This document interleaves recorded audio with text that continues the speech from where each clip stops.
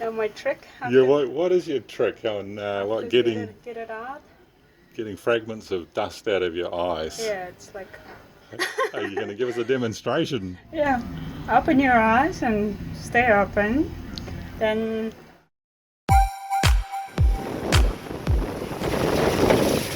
This week on Luckyfish, our first guests are preparing to meet us in Nassau, but we are still 400 miles away on the Hardstand in Florida. A rare weather window opens up that's too good to be true. So we work frantically and go, ready or not. What are you doing, honey? Looking for a blister.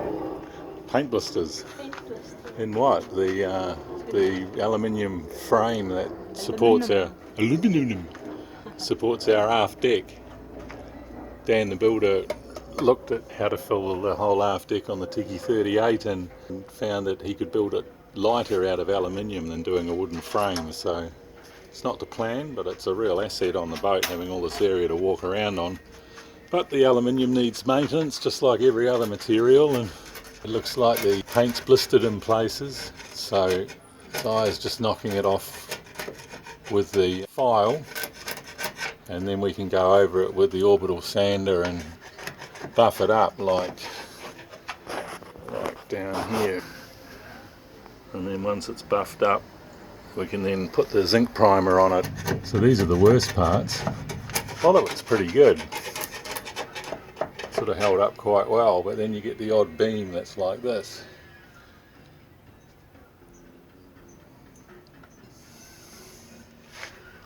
And are you enjoying this job? It's alright, until it gets into my eyes. Oh yeah. And you wanna know my trick? Yeah, what is your trick on like getting it out? Getting fragments of dust out of your eyes? Yeah, it's like. Are you going to give us a demonstration? Yeah, open your eyes and stay open. Then blow it like a little kid. I wondered what this noise was earlier. And it pushes it out.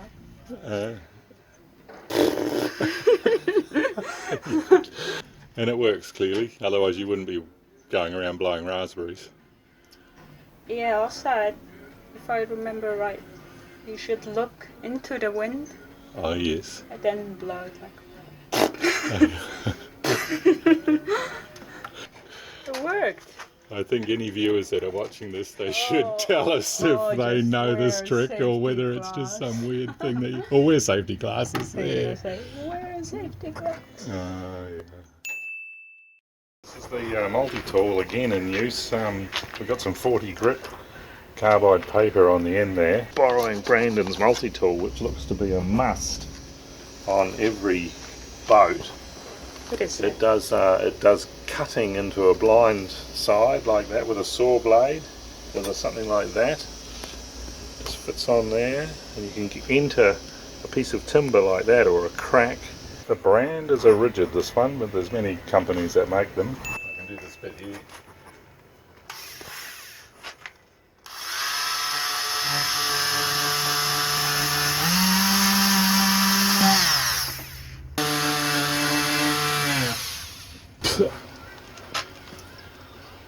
I'll try your method. It didn't work that time, it worked before. Yeah, it gives you relief. I don't know, it moves the dust around on your eyes. I blinked. That's it, that's the trick. It takes the relief straight away. How clever, you learn something every day.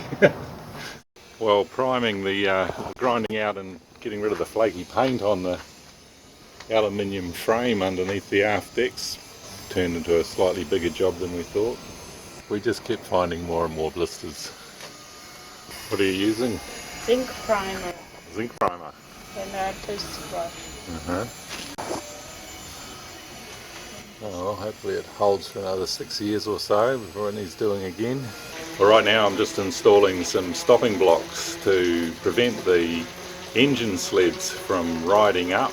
Out of a piece of starboard I've just made these two stopping blocks and bolted them to the sleds So here's a piece of starboard. It's probably about 10 mil. I really like this stuff. It doesn't require any maintenance, no painting, no sealing. It's full of UV retardant, so it's quite stable out in the weather.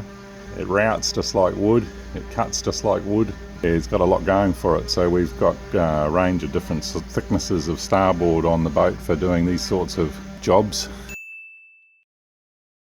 So when the sled is raised, it just kisses the underside of the engine box and stops it from going any higher. It also protects any of the cabling coming out here from getting crushed by the sled. When the boat's moving, occasionally we get waves that'll hit this nice fairing, which is all very well and good, but the waves themselves, I think, are lifting this thing right up beyond where it should go, and that could crush those cables and leading to that damage there at the back end of the box. Whenever we cut holes in the ply anywhere on the boat, we seal it with 2 coats of West, because this is all ingrain plywood in here. It would be exposed to the weather otherwise.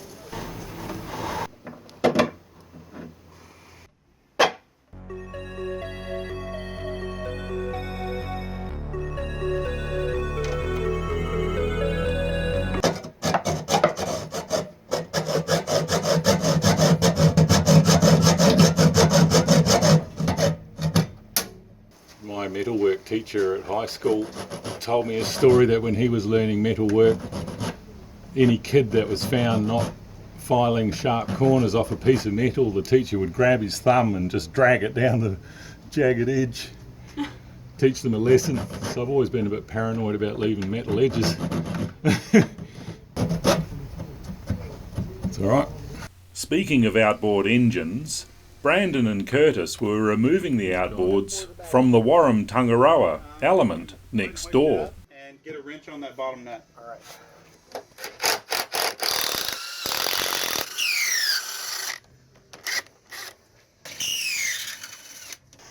Making short work of that. Yeah, it's not a super long process. Much more difficult from a dinghy though. Do it on a beach. We did it on the beach once. Mm-hmm. What was her name? All right, this is gonna be the interesting part. It's gonna have to be straddled. All right, just straight to the ground. Okay. 1, 2, and 3. Down. Got it. All right. Where are you going? Tried. Down.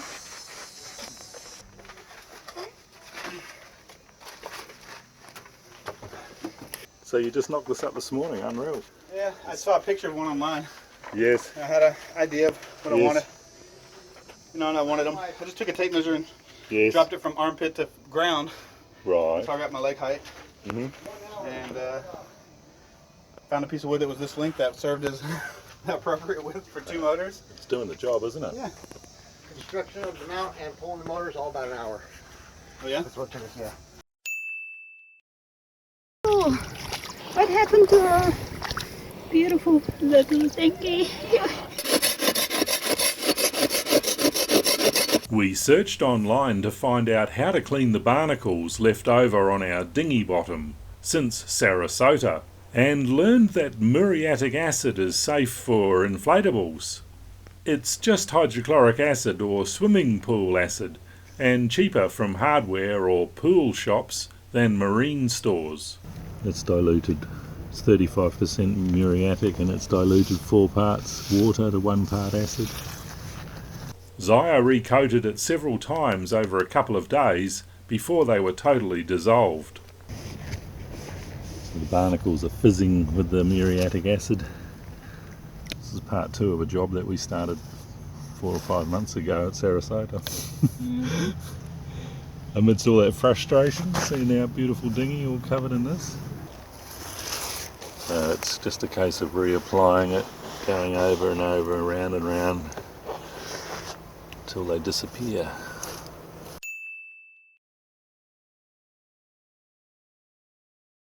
The dinghy wasn't staying up though. We had some leaks and thought we would cut some extra patch material from the old high pressure floor. So this is the old Takacat floor, just looking at getting some patch material off it, but we've discovered it's got a funny webbing inside.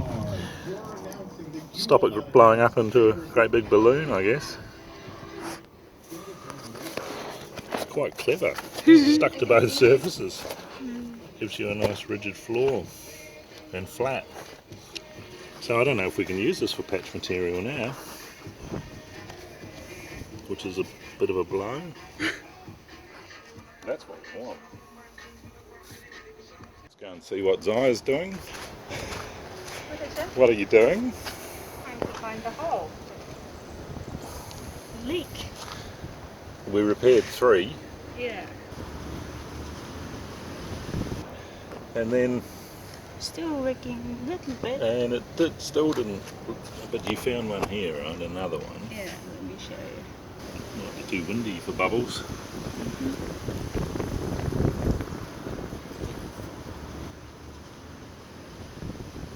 There it is.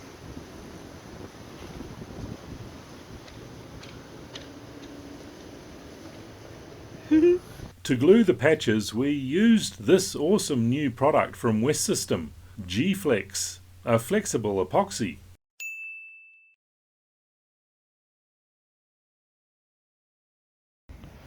Zaya's cleaning the dinghy. Looks like the punctures are all repaired now. It stayed up nice and tight overnight. So just cutting a piece of starboard for the transom for the tacker cap to replace a piece of plywood, which is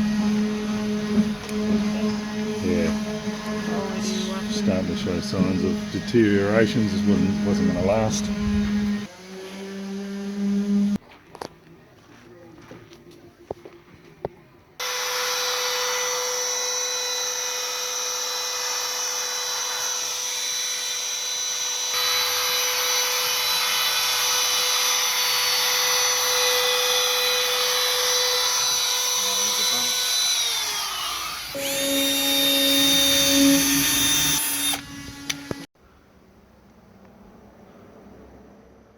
The job list wasn't getting any shorter. Every little job required at least a couple of days, especially paint. What else? Lots of little painting jobs. Tillabar needs touching up. Gaffs are okay, they're done. This part of the gaff needs undercoating. We put some UHMWPE or PTFE or Teflon plastic on these and on the cheeks of the gaffs, hopefully enough to make them slide and be quiet on the masts now. A little bit of anti-chafe there for the stays when the gaffs touch the stays.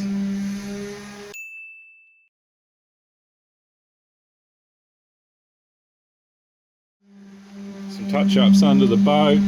This is where the dinghy banged up against the hull when we got to the hui. We kind of lost track of things there, and didn't take long for the dinghy to sting the paint underneath the pod. This is a fix that Zaya did the other day out of, what is it? Liquid steel? What do they call that stuff? Steel putty. That's been made on a stainless steel frame. It's a bit of stainless wire.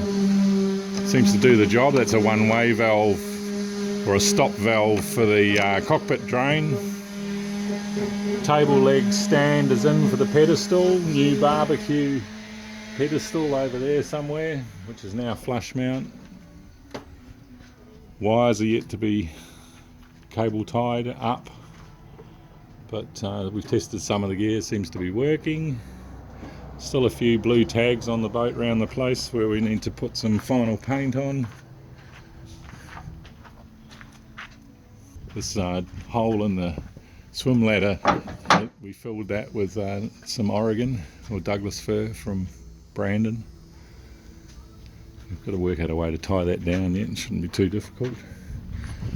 What else? Put in a 110 inverter using that starboard battery bank. Exits and entry holes into the pod so we can charge laptops up there and run the LED lights and anything else that we have 110 on board. We've picked up a few 110 items whilst here. And probably a million other jobs. What are you making? Masking tape for one skip. Finally we're getting around to putting the kit on the forward hatches. Just another little job that requires a little bit of time. but it's going to make the foredeck a little bit safer, particularly for people who don't know the boat. It's fine to stand on the hatches. It's not fine to skate on them though.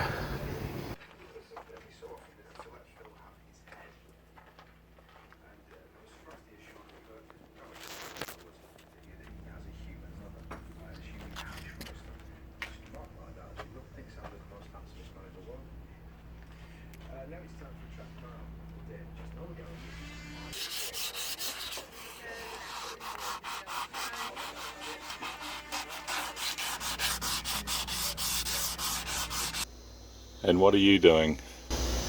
Putting some sealer on the wood, on the rail. What part of the tool did you just use then? There's a wire cutter and wire stripper. Righto, yeah. To remove and replace our masts meant removing our radar from the bimini. The radar has an RJ45 network connector that does not fit our conduit. Enter Brandon with a tool to replace them. And did they just clamp down through the insulation? Uh-huh. Need a little more room on this, maybe.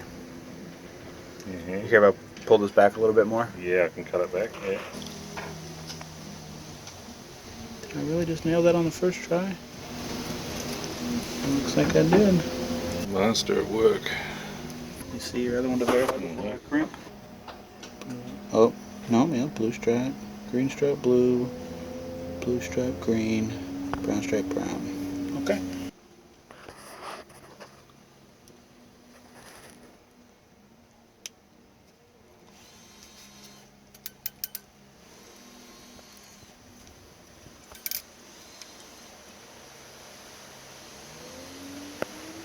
Okay.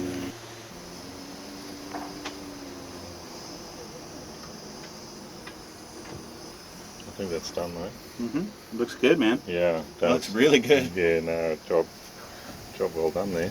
Good stuff, nice seal.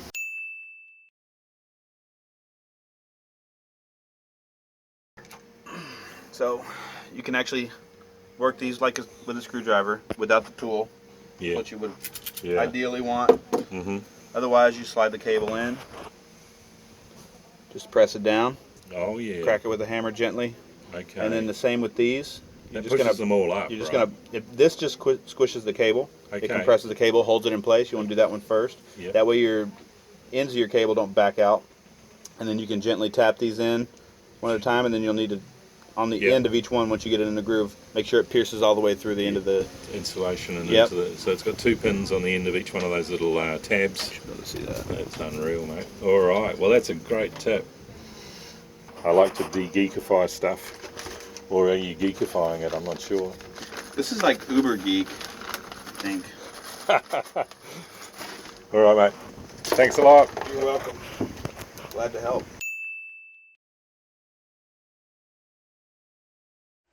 When we first came back to the boat 10 weeks earlier, I can't believe that's Luckyfish. What happened to your home? Zaya hand washed all the covers. Whenever you wash Sunbrella, it loses its waterproofing. Coming out nice.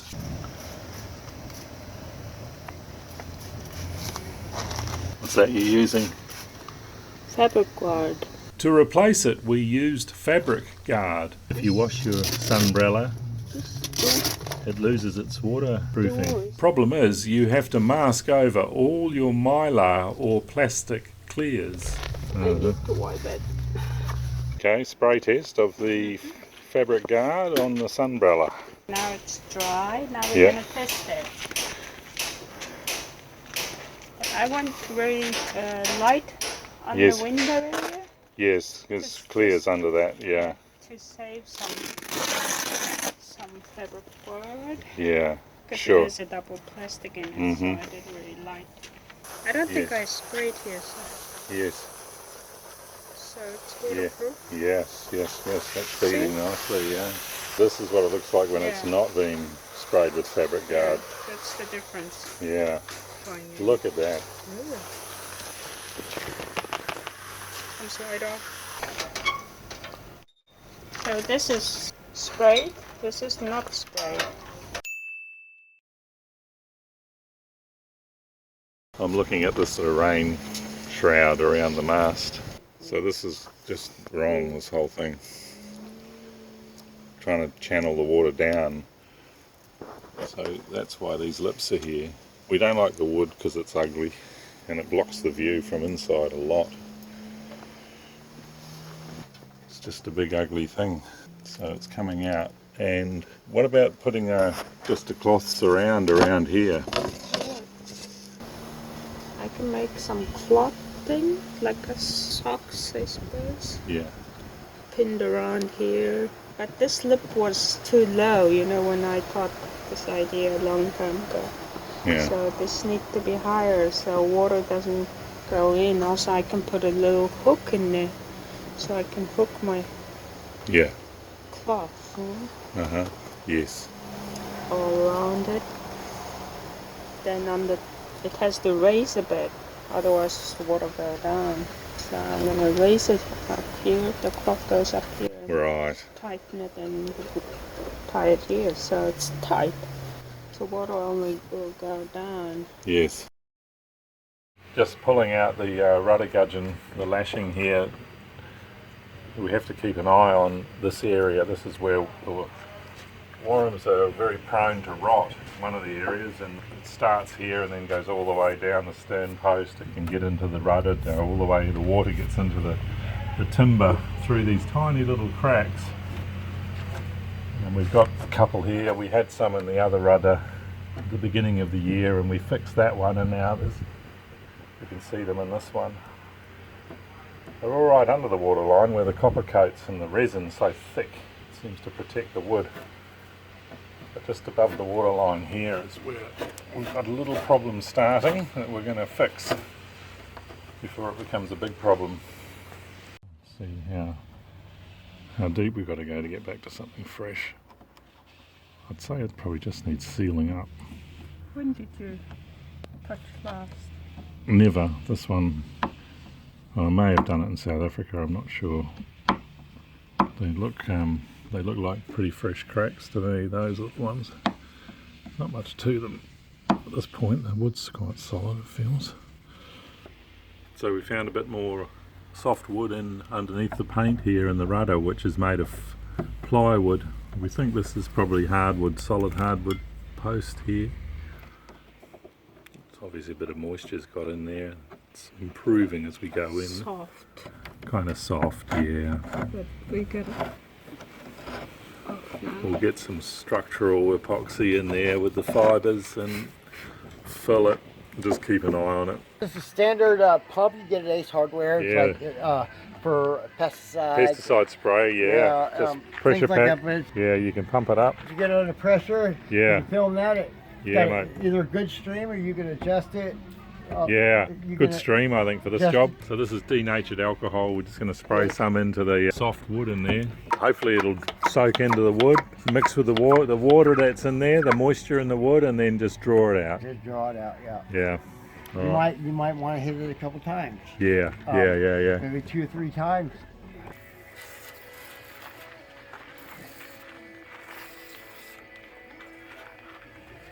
Good job.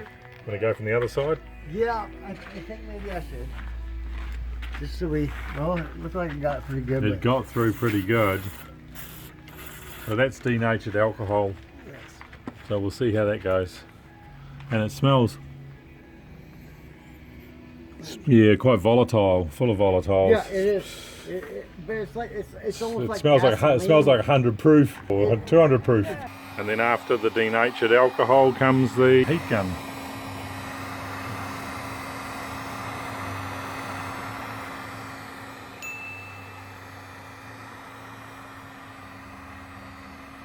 We have to drill this, drill these holes, get the router in there, clean all that up. We've oversized those holes by a bit more now and put a bit more resin in there to hopefully prevent water into the wood. Well, it's January the 30th, 2018 and we go into the water tomorrow. We've been about a month overdue on getting back in the drink, but we've really taken advantage of the great facilities here. I'm just lashing the rudders on. I've just replaced this lashing and I've oversized the hole to about 10 mil and then filled it with resin. It needs to be 8 mil. Staying in the epoxy and filming at the same time. I can sight along the back edge of the transom there and get the drill pretty much in line. Horizontal's a bit of a guess. I'll just drill halfway on one and then from the other side drill back through, meet up, then just lay the smaller drill in the hole to give a line and then follow the rest up. That first one went through nice and clean, no wood shavings thankfully, stayed in the epoxy, so now there's a small drill to line up.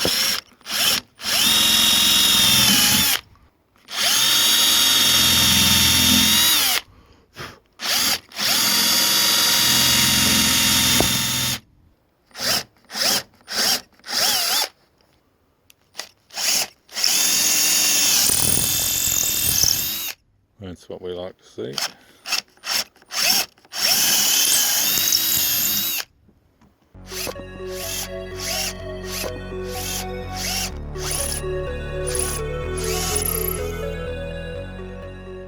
Probably not that necessary to round the corners of the holes. There's really no movement or very little movement of the rope across or through these holes. There's no friction. You can see the face of the rudder there just rolling across that back face. And the lashing method's a bit like lacing your boots. This is a piece of 8 mil double braid polyester. Just a granny knot in one end. I'll just pass it through the bottom hole, get it started, twist it in. Job is a bit easier with two people, so I've come down to help. She's working on the dark side. Okay, your fingers out of the way. Okay. Pull. The following morning, Wayne had us sitting back on the trailer, ready to launch. We polished the top sides. The copper coat had already been sanded to expose fresh copper. And all that remained was to inspect everything under the boat before launch.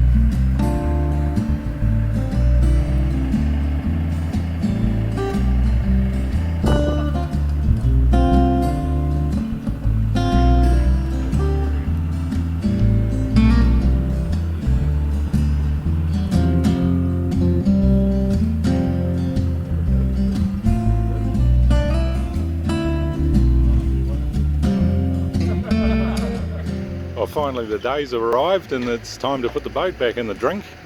We've cut it pretty fine. We're meeting our first guests in Nassau in 10 days time. We've got around 160 miles to cover to get to Marathon, and then from there head across to Bimini and then down to Nassau. It's all up to the weather really. We've got quite a good window right now to get across to Marathon. We're going to miss this place. The rules here have been very easy. You know, you can live on board, you can work on the boat. It's all very low key. No key card entries to the ablution blocks. It's just a nice homey place with a bunch of good people working on beautiful old wooden boats. So yeah, it'll be very much missed and not forgotten when it goes.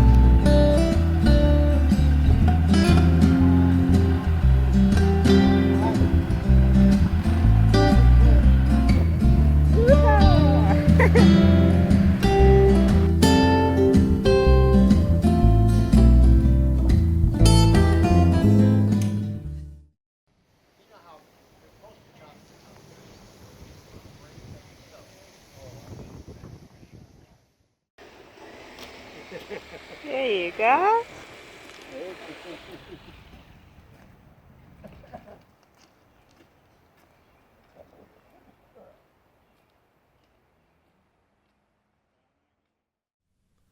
Well everyone, we hope you enjoyed this episode. We'd like to give a special thank you to our patrons. It's because of patrons like you that make our productions sustainable, so please, if you haven't already, consider becoming a patron for as little as $1 a video and become part of the Luckyfish story. Feel free to question, comment and give us a like and sub below. Until next time, thank you for watching.